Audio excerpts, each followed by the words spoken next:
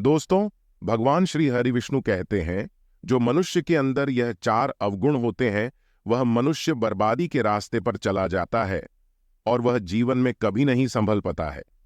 मित्रों, और आप लोग जानेंगे कि कैसे एक सन्यासी ने राजा से उसकी रानी को ही जीवन भर के लिए मांग लिया था। फिर उस राजा को अपनी रानी को उस सन्यासी को सदा सदा के लिए देना पड़ गया था। मित्रों, एक समय की बात है।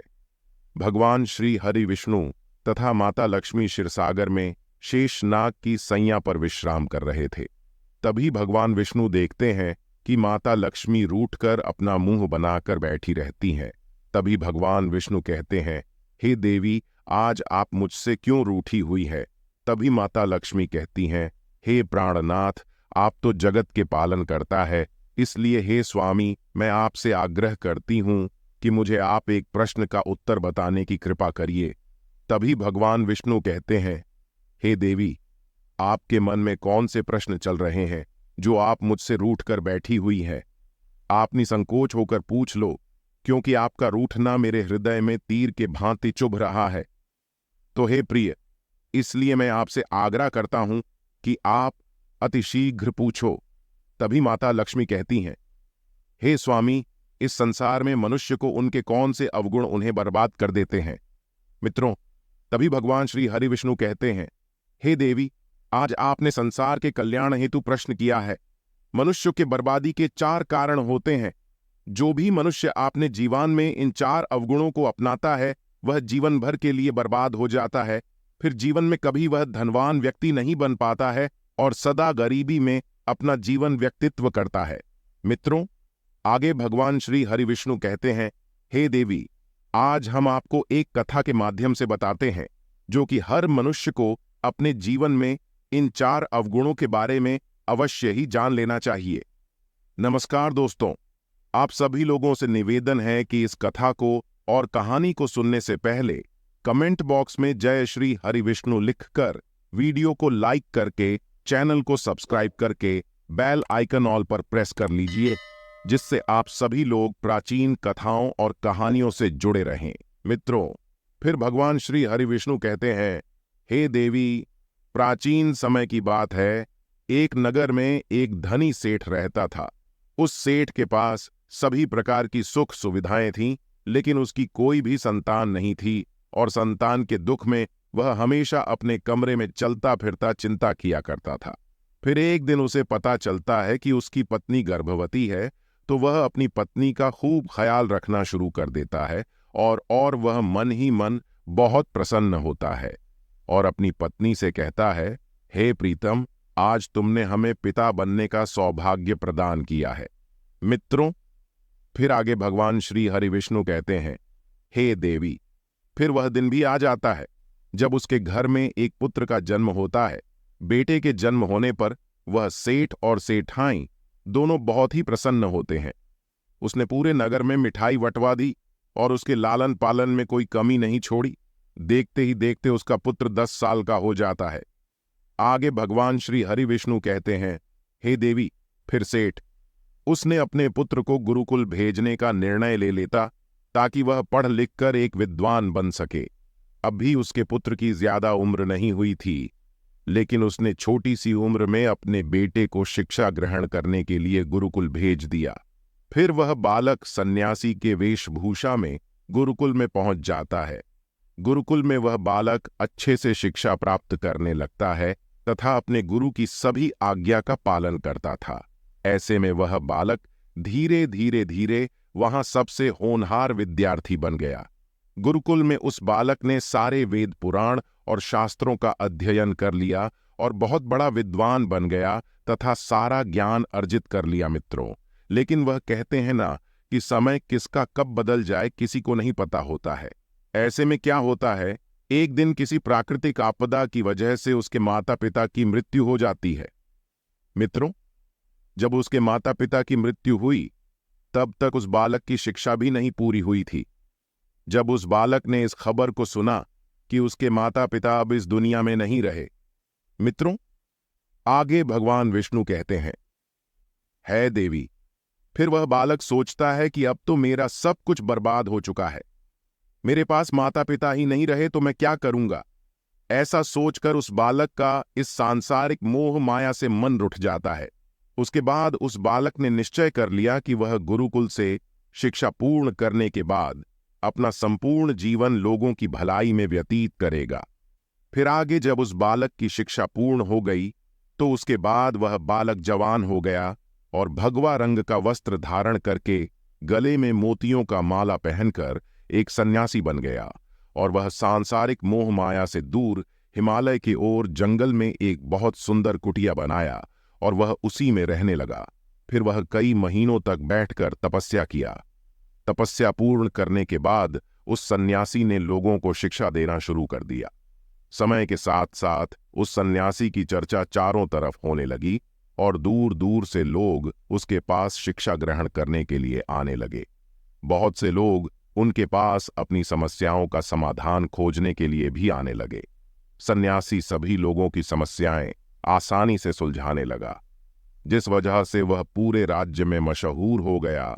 मित्रों, आगे भगवान विष्णु माता लक्ष्मी से कहते हैं, हे देवी, लेकिन जिस नगर में वह सन्यासी रहता था उस नगर का राजा एक क्रूर व्यक्ति था।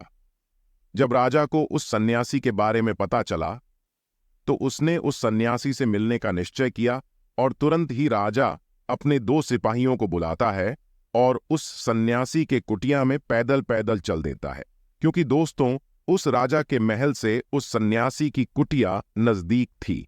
वहां पहुंचकर जब राजा ने उस सन्यासी को देखा तो वह देखता ही रह गया कि उस सन्यासी के चेहरे पर एक अलग ही तेज था। जब सन्यासी के पास पहुंचा तो उसे बड़ी अपार शांति का अनुभव हुआ। उस राजा ने उस सन्यासी को प्रणाम किया और उसके पास जा बैठा और सन्यासी से बातें करने लगा। वह राजा पहले ही मुलाकात में उस सन्यासी के व्यक्तित्व से इतना प्रभावित हो गया कि उसने उसी समय अपनी अच्छाई की राह पर चलने की ठान ली और मन ही मन सोचने लगा कि इतनी छोटी सी मुलाकात में यह सन्यासी मुझे इतना बदल सकता है, तो अगर यह हमेशा मेरे साथ ही रहने लगेगा तो मेरी जिंदगी बदल जाएगी। और यही सोचकर राजा सन्यासी से अपने महल चलने के लिए आग्रह करने लगा। राजा का आग्रह सुनकर सन्यासी मना नहीं कर पाया और वह सन्यासी राज के महल चलने को तैयार हो गया। फिर राजा सन्यासी को लेकर अपने सिपाहियों के साथ राजमहल की ओर चल दिया। राजमहल पहुंचने पर राजा ने सन्यासी का खूब आदर सत्कार किया और उसके बाद राजा ने सन्यासी को एक कमरे में भोजन करवाया। भोजन के बाद सन्यासी ने राजा को धन्यवाद दिया और राजा से जाने की आज्ञा मांगने लगा। यह सुनकर राजा ने कहा, आप हमारे बाग में जब तक चाहे तब तक रह सकते हैं। आपको यहां पर किसी भी प्रकार की कोई असुविधा नहीं होगी और आप यहां रहेंगे तो हमारी प्रजा को भी बहुत अच्छा लगेगा और हमारे प्रजा को बहुत सारा ज्ञान सीखने को मिलेगा और हमें भी अच्छा लगेगा। यह सुनकर सन्यासी ने राजा का प्रस्ताव स्वीकार कर लिया। उसके बाद राजा ने अपने सिपाहियों से कहा कि सन्यासी महाराज के लिए बगीचे में खाने की व्यवस्था और वस्त्र आदि का प्रबंध कर दिया जाए। राजा की आज्ञा सुनकर सिपाहियों ने एक सुंदर सी कुटिया का निर्माण कर दिया। उसके बाद वह सन्यासी उसी कुटिया में रहने लगा। सन्यासी को उस कुटिया में रहते रहते कई साल बीत गए और इस दौरान राजा ने उसकी खूब सेवा की। परंतु कई सालों के बाद एक दिन राजा और रानी को आवश्यक कार्य के लिए दूसरे राज्य जाना पड़ गया, लेकिन उन्होंने अपने एक नौकर को सन्यासी की सेवा के लिए नियुक्त कर दिया। परंतु वह नौकर राजा के जाने के बाद बहुत ही बीमार पड़ गया और अपने घर चला गया और कभी वापस लौटकर नहीं आया। जब राजा वापस लौटकर महल आया तो वह सन्यासी उस पर बहुत क्रोधित हुआ और उस राजा को खूब सुनाया। राजा से कहा कि हे राजन, जो जिम्मेदारी तुम पूरी नहीं कर सकते तो उसे उठाते ही क्यों हो। तब राजा ने सन्यासी से क्षमा मांगते हुए कहा कि हे भगवान, यदि मुझसे कोई भूल हो गई है तो मुझे क्षमा कर दीजिए और आप अपना क्रोध शांत कीजिए और मुझे बताइए कि आखिर हुआ क्या है। यह सुनकर उस सन्यासी ने कहा कि तुम्हारे जाने के बाद मुझे यहां पर किसी ने भोजन नहीं दिया और मैं कई दिनों तक भूखा रहा। मुझे यहां पर आकर किसी ने पूछा तक नहीं कि मैं किस हाल में हूं। यह सुनकर राजा ने सन्यासी से क्षमा मांगी और कहा कि हे भगवान, आज के बाद ऐसी कोई गलती नहीं होगी। और फिर कुछ देर बाद मामला शांत हो गया। जब राजा और सन्यासी के बीच बातें हो रही थीं, तो रानी भी यह सब वार्तालाप चुपके से सुन रही थी और सब कुछ देख रही थी। उसके बाद राजा ने उस सन्यासी को कोई भी शिकायत का मौका नहीं दिया और उसकी खूब सेवा की। परंतु कुछ दिनों के बाद राजा को फिर से किसी आवश्यक कार्य से अपने राज्य से बाहर जाना पड़ गया। लेकिन इस बार राजा ने जाने से पहले अपनी रानी को कहा कि जब तक मैं नहीं आऊं तब तक आप स्वयं सन्यासी की देखभाल करो। यह सुनकर रानी ने कहा, महाराज जी, आप निश्चित होकर जाइए, मैं सन्यासी महाराज की अच्छे से देखभाल कर लूंगी। उसके बाद रानी हर रोज भोजन बनाकर सन्यासी महाराज को भेज दिया करती थी। लेकिन एक दिन की बात है, रानी नहाने के लिए चली गई और सन्यासी को भोजन देना भूल गई। सन्यासी ने काफी देर तक भोजन का इंतजार किया, लेकिन जब भोजन नहीं आया तब सन्यासी सोच में पड़ गया कि आज अभी तक भोजन क्यों नहीं आया। उसके बाद सन्यासी ने सोचा कि वह खुद महल में जाकर देखेगा कि आखिर आज अब तक भोजन क्यों नहीं आया, और फिर ऐसा सोचकर वह महल के अंदर चल देता है। जब वह महल के अंदर पहुंचा तो वहां उसकी नजर रानी पर पड़ गई। रानी के लंबे लंबे केस उसकी कमर पर लहरा रहे थे। रानी की आंखें, जो देखने मात्र से ही लोगों को घायल कर देती थीं, उसकी हिरनी जैसी चाल, रानी के इतने सुंदर रूप को देखकर सन्यासी विचलित हो गया। मित्रों, आगे भगवान विष्णु माता लक्ष्मी से कहते हैं, हे देवी, उस रानी की सुंदरता सन्यासी के मन को भा गई और वह वहां से बिना कुछ कहे ही अपनी कुटिया में वापस लौट गया। सन्यासी रानी के रूप की सुंदरता को भुला नहीं पा रहा था और वह खाना पीना छोड़कर अपनी कुटिया में पड़ा रहता था। उसने कई दिनों तक कुछ भी नहीं खाया, जिस वजह से बहुत कमजोर हो चुका था। कुछ समय बाद राजा वापस लौटे और जब उस सन्यासी की हालत का पता चला तो वह सीधे सन्यासी के पास पहुंचे और बोले कि हे भगवान, क्या बात है, आपको क्या हो गया, आप इतने कमजोर कैसे हो गए। फिर वह राजा कहता है कि मुझे ऐसा प्रतीत होता है कि आप किसी गहरी सोच में डूबे हुए हो, मुझसे कोई भूल हो गई क्या। तब सन्यासी ने कहा, नहीं राजन, आपसे कोई भूल नहीं हुई है। यह सुनकर राजा ने कहा, तो फिर बात क्या है, आप मुझे बताएंगे, मैं आपकी परेशानी जरूर दूर कर दूंगा। यह सुनकर सन्यासी ने राजा से कहा कि हे राजन, मैं आपकी रानी की अद्भुत सुंदरता को देखकर मैं उनकी सुंदरता के प्रेम में पड़ गया हूं और अब मैं रानी के बिना जिंदा नहीं रह सकता। यह सुनकर राजा हैरान हो गया और कुछ देर सोचने के बाद राजा ने उस सन्यासी से कहा कि हे महाराज, आप चिंता ना करो, मैं आपको अपनी रानी दे दूंगा। मित्रों, आगे भगवान श्री हरि विष्णु माता लक्ष्मी से कहते हैं, हे देवी, यह सुनकर वह सन्यासी बहुत ही ज्यादा खुश हो जाता है और फिर राजा सन्यासी को लेकर महल में चला जाता है। और जब राजा और सन्यासी महल में पहुंचे तो उस दिन रानी ने अपने सबसे सुंदर वस्त्र और गहने पहने हुए थे। फिर राजा रानी के पास पहुंचे और राजा ने रानी से कहा कि हमें सन्यासी की मदद करनी चाहिए, यह बहुत कमजोर हो गए हैं और मैं नहीं चाहता कि किसी ज्ञानी पुरुष की हत्या का कलंक मेरे सर पर लगे। उसके बाद राजा ने रानी से पूछा कि क्या आप यह पाप अपने सर लेना चाहती हैं। राजा की बात सुनकर रानी ने राजा से पूछा कि आखिर इन सन्यासी के इस दुख का कारण क्या है। तो राजा ने रानी से कहा कि हे रानी, यह सन्यासी आपकी अद्भुत सुंदरता के दीवाने हो गए हैं। राजा की यह बात सुनकर रानी ने कहा कि हे राजन, आप चिंता मत करिए, अब आप सब कुछ मेरे ऊपर छोड़ दीजिए, मुझे पता है कि मुझे अब क्या करना है। फिर रानी सोचती है, अगर मैं कुछ नहीं करेगी तो सन्यासी की हत्या का पाप लगेगा।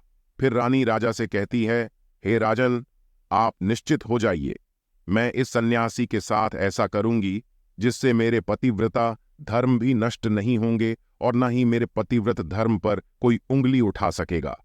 मित्रों, रानी की यह बात सुनकर राजा ने रानी को उस सन्यासी को सौंप दिया। उसके बाद सन्यासी रानी को लेकर अपनी कुटिया पर आ पहुंचे। जब रानी सन्यासी की कुटिया पर पहुंच गई तो रानी ने सन्यासी के कहा कि हमें रहने के लिए घर चाहिए, हम इस झोपड़ी में नहीं रह सकते। यह सुनकर सन्यासी राजा के पास गया और राजा से जाकर बोला कि हे राजन, हमें रहने के लिए घर चाहिए। सन्यासी की बात सुनकर राजा ने घर का प्रबंध कर दिया। फिर सन्यासी को लेकर घर पहुंचा। जब रानी सन्यासी के साथ घर पहुंच गई तो रानी ने सन्यासी से कहा कि यह घर तो बहुत गंदा है और इसकी हालत भी बहुत खराब है, मैं इस घर में नहीं रह सकती। यह सुनकर सन्यासी फिर से राजा के पास जाता है और राजा के पास जाकर बोलता है कि हे राजन, जो आपने हमें घर दिया है उस घर की हालत बहुत ही ज्यादा खराब है। सन्यासी की बात सुनकर राजा ने उस घर की हालत ठीक करवा देते हैं। उसके बाद फिर रानी घर के अंदर गई और नहा धोकर सुनहरे बेड के पास आ गई। फिर सन्यासी भी बेड के पास आ गया। मित्रों, फिर भगवान विष्णु माता लक्ष्मी से कहते हैं, हे देवी, उस रानी ने उस सन्यासी से कहा कि आपको पता है कि आप कौन हैं और आप क्या बन गए हैं।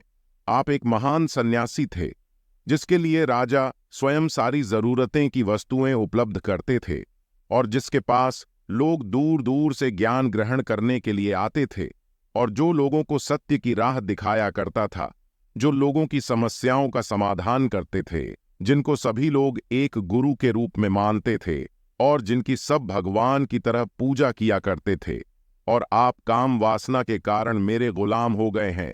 रानी की यह बात सुनकर उस सन्यासी को एक बड़ा झटका लगा और उसे एहसास हुआ कि मैं तो एक सन्यासी हूं और मैं यह सब क्या कर रहा हूं।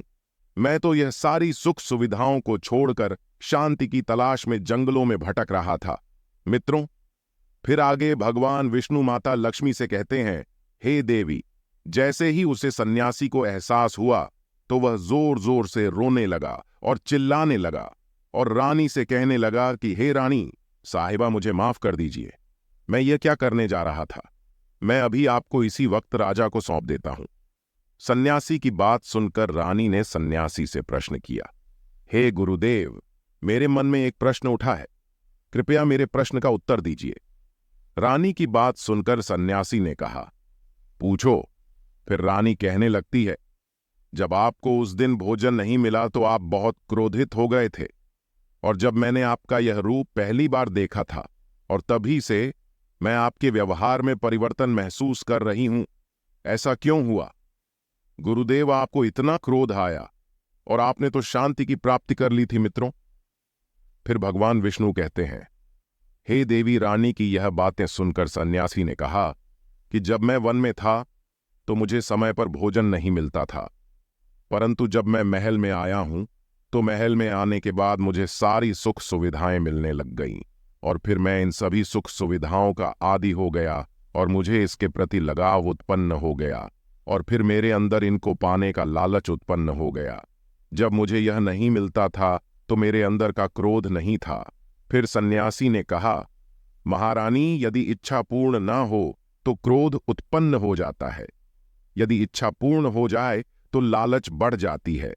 सन्यासी ने कहा कि यह इच्छा की पूर्ति ही मेरी वासना के द्वार पर ले आई और मैं आपके प्रति आकर्षित हो गया। इसके बाद वह सन्यासी रानी को लेकर राजा के पास पहुंच जाता है और राजा से क्षमा याचना मांगकर रानी को सौंप देता है।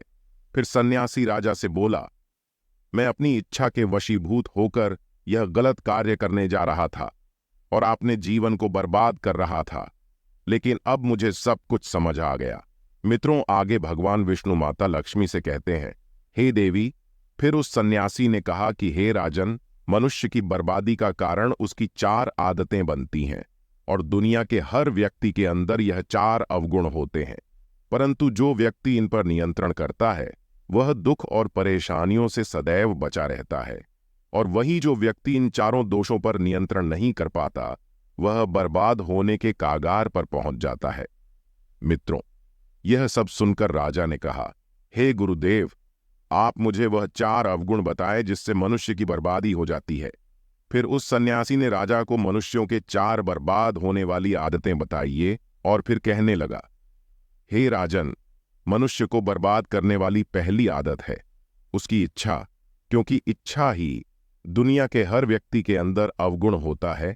जो व्यक्ति अपनी इच्छाओं को नियंत्रण में नहीं रख पाता है वह व्यक्ति कभी जीवन में सफल नहीं हो पाता है, क्योंकि जैसे ही उसकी एक इच्छा की पूरी होती है वह दूसरी इच्छा की ओर बढ़ने लगता है और दूसरी इच्छा पूरी होने के बाद वह तीसरी इच्छा की ओर बढ़ने लगता है।